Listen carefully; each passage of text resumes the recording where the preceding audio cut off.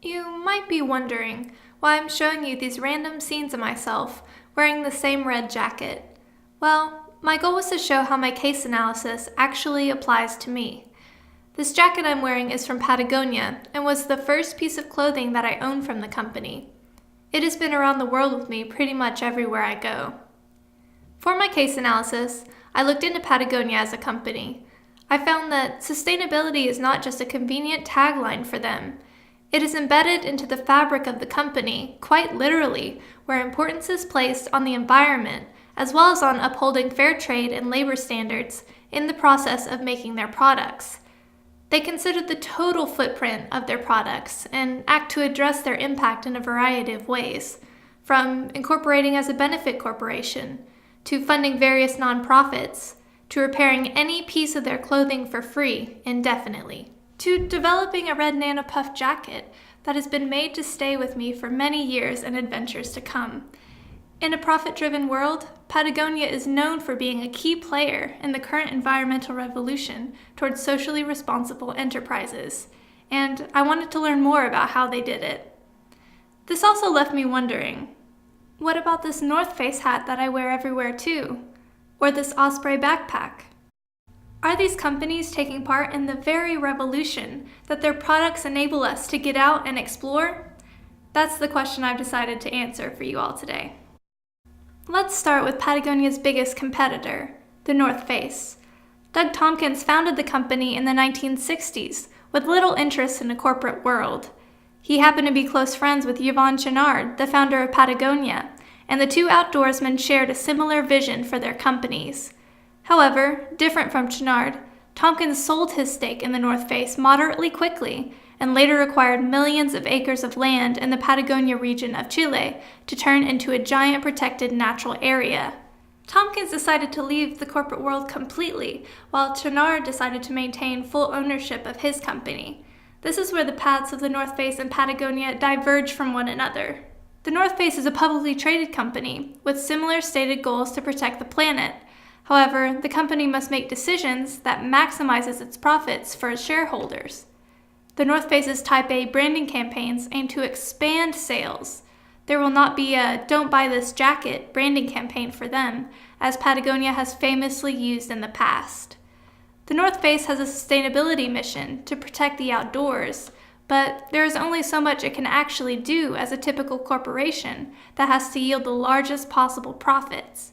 In 2016, the North Face's annual revenue was $2.3 billion compared to Patagonia's $800 million. Overall, I will not be abandoning the company's products, but I will certify that I actually need the item instead of just wanting it because it looks cool. We can make sure as consumers that the negative footprint we cause by buying products is as limited as possible if we use what we buy for a long time and avoid excess purchases. With that, let's now move on to another company who makes my favorite backpacks that I mentioned earlier, Osprey. This company, Osprey Packs, is much smaller than Patagonia and the North Face, but I found that it is making strides in becoming a sustainable enterprise as it grows. On the environmental side, Osprey's headquarters in Cortez, Colorado, uses 100% green source power to offset the carbon footprint on its delivery services. It also contributes a portion of its earnings to environmentally affiliated nonprofits and promises a lifetime guarantee to encourage prolonged use of its packs, similar to Patagonia's Wornwear campaign. On the social side, Osprey ensures fair labor standards through its established staff and office in Ho Chi Minh City, Vietnam, where its products are made. While it is easier for companies to be sustainable and follow their supply chains when they are smaller and specialize in one type of gear, it is still important to support companies who value environmental and social goals. I am proud to support a company that holds the same values that I do, and I look forward to not needing another backpack for years to come. My mission today was to share something that I'm passionate about. I think it is so important to be an informed consumer and to know where the products you buy come from. In a world of fast fashion and profit-driven decisions, outdoor apparel companies seem to be on the forefront of revolutionary change. Luckily, this change is not exclusive to one industry, as we see with the rise of benefit corporations across multiple industries. Filing as a benefit corporation means that an entity can place shareholder value on benefiting the environment and pursuing social missions, in addition to making profits.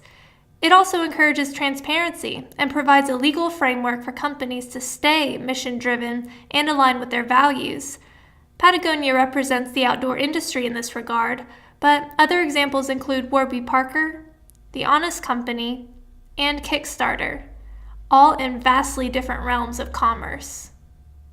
More and more startups and enterprises are making the necessary changes to address the environmental and social problems that our world is facing.